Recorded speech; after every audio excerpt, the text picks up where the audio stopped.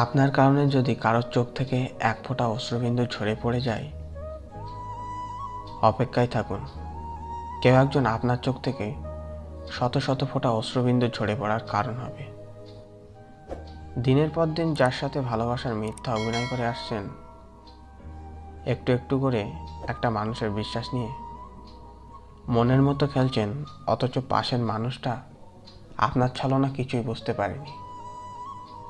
তাই বলে ভাববেন না আপনি জিতে গেছেন। অপেক্ষা করুন, একইভাবে কেউ না কেউ আপনার ভালোবাসা নিয়ে মিথ্যা অভিনয় করে যাবে, আপনার বিশ্বাস নিয়ে খেলবে।